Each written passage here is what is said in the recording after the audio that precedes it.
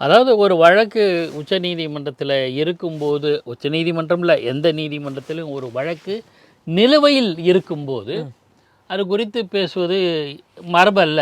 அது அதாவது நீதிமன்ற அவமதிப்பா இல்லையாங்கிறது அந்த சொல்லப்படுகிற கருத்தை ஒட்டி. நீங்கள் கருத்தை ஒட்டி எப்போ எந்த சர்ச்சைக்குரிய விஷயத்தை ஏதாவது சொல்லும்போதோ அது நீதிமன்றத்தில் விசாரணை நடத்தப்படும் போது, நான் பொதுவாக சொல்லிடுறேன், இந்த விசாரணை நடத்தும் போது அதன் மீது ஒரு செல்வாக்கை செலுத்துகிற மாதிரி இருந்தால் ரைட்டு. என்னை பொறுத்தவரையில் என்னென்னா, ஒரு நபர் கமிஷன் அமைச்ச இந்த சம்பவம் நடந்து 41 பேர் இறந்த உடனடியாக அங்கு சென்ற முதலமைச்சர் ஒரு நபர் ஆணையம் அமைச்சார். அதுவே விசாரணை ஆணையம் தானே தவிர நீதிமன்றம் அல்ல. ஆனால் அது அமைச்ச உடனேயே அதிகாரிகள் ஒரு சில தரப்பினரை புகார் சொல்லி குற்றம் சொல்லுகிற மாதிரிலாம் பேசியிருக்காங்க. செந்தில் பாலாஜி முன்னாள் அமைச்சர் பேசியிருக்காரு. இந்த மாதிரி தொடர்ந்து இருக்கும்போதே அதுவே சர்ச்சைக்குரியதாகப்பட்டது. அதில் நியாயம் இருக்குது. என்ன காரணம்னா, அதாவது அவங்க பேசுகிறது நியாயம் சொல்ல, ஒரு விசாரணை கமிஷன் போட்டாங்க, அவங்க வேலையை ஆரம்பிச்சிட்டாங்க. இப்போ இந்த சூழலில் நீங்கள் சில கருத்துக்களை சொன்னால், அதுவும் ஆளும் தரப்பினர் சொல்லும்போது இப்படி இந்த டைரக்ஷனில் போங்க அப்படிங்கிற ஒரு சர்ச்சையை ஏற்படுத்தும். அதுவே முதல்ல தப்பு. விசாரணை கமிஷன் போட்டாச்சு. ஆனால் முதலமைச்சர் என்ன சொல்கிற, அந்த சம்பவத்தில் செய்தியாளர்கிட்ட பேசும்போது விஜயை கைது செய்வாங்களான்னு கேட்குறாங்க. கேட்ட உடனே அதுக்கு உண்டு இல்லைன்னு சொல்லலை. மாண்புமிகு முதலமைச்சர் என்ன சொல்கிறாரு, விசாரணை கமிஷன் அமைச்சாச்சு, நீங்கள் எதிர்பார்க்க மாதிரி என்னால் பதில் சொல்ல முடியாது அப்படிங்கிறாங்க. இயல்பு, சரியான பாயிண்ட்.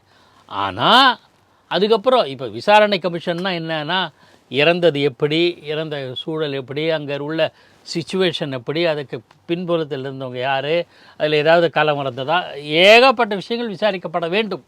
விசாரணை ஆணையம் என்னோட பார்வையில் இன்னும் என்னென்ன ப்ராடராக என்னென்ன செய்வாங்கன்னு தெரியல. ஆனால் அப்படி இருக்கும்போது ஒருத்தர் மேலே குற்றச்சாட்டு சொல்ல முடியாது. ஆனால் அதிகாரிகள் பேசும்போது பார்த்தா யாரோ ஒருத்தர் மேலே குற்றம் சொல்கிறோம். தாவேக்கா விஜய் மீது குற்றம் சொல்கிற மாதிரி வருது. செந்தில் பாலாஜி அதை சொல்கிறார். அவர் இது செருப்பு நிறைய இருந்தது, தண்ணி பாட்டில் இல்லையே, அவர் தண்ணி கொடுக்கலையே என்பது மாதிரி இல்லை சொல்கிறாங்க.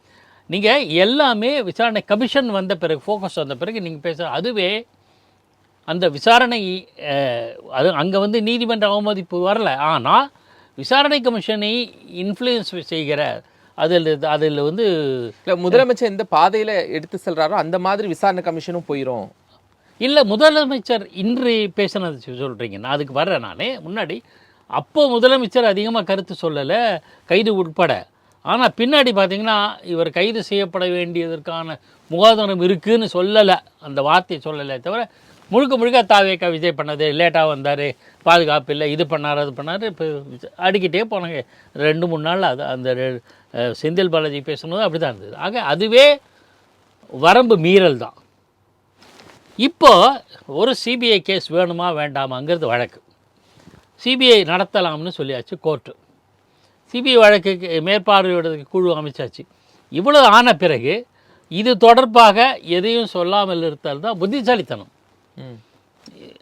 சிபிஐ நடத்தியாச்சு. சிபிஐ பால் கோர்ட்டுக்கு, சிபிஐ கோர்ட்டுக்கு போயாச்சு. Let them decide. இப்போ போய் நீங்கள் மாண்புமிகு முதலமைச்சர் 110 விதியின் கீழே கரூர் சம்பவம் பற்றி எது வேணால் பேசலாம், எதை பேசக்கூடாதுன்றது பார்க்கணும். யார் மீதும் குற்றம் சாட்டுகிற மாதிரி பேசக்கூடாது. அதுதான் சிக்கல். எந்த இதுவும் இல்லை.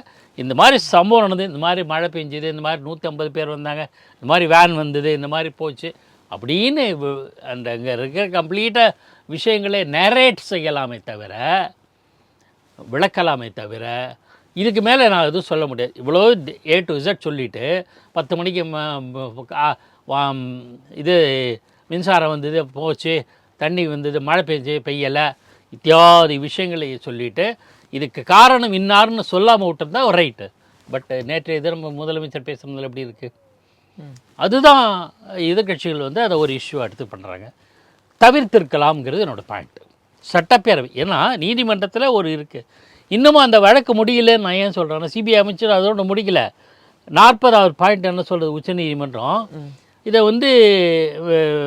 மறுபடியும் ஏதாவது இது எதிர்த்து, அதாவது இந்த சிபிஐ எங்களுக்கு உடன்பாடு இல்லை, வேறு நாங்களே விசாரிக்கணும், ஏதோ ஒரு காரணத்தை சொல்லி வழக்கு தொடுப்பதற்கும் வழி உண்டு. வழி உண்டு. அதுக்கு 40வது அங்கே 40 பாயிண்ட்ஸ் சொல்லியிருக்காங்களே உச்சநீதிமன்றம், அதில் 40வது பாயிண்ட் அது. இவ்வளவு இருக்கும்போது நீங்கள் எதை காஷியஸாக பயன்படுத்துங்க. கருத்து பேசலாம். இப்போ நீங்களும் நானும் எதை பற்றி பேசுகிறோம்ப்பா, கரூர் சமூகம் தொடர்பாக தானே.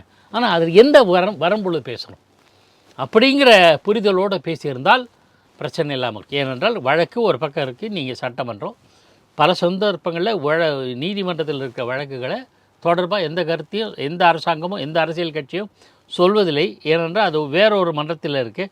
ஆனால் இந்த மன்றத்தில் பேச முடியாது என்று சொல்லியிருக்காங்க. இந்த மன்றத்தில் விமர்சனமாவோ கருத்தாவோ சொல்லாமல், ஒரு புகாரோ சொல்லாமல் இருக்கிற விஷயங்களை மட்டும் சொல்லியிருக்கலாம். முதலமைச்சர் அப்படி பேசுகிறாரா என்பது கேள்விக்குறி. அவ்வளோ.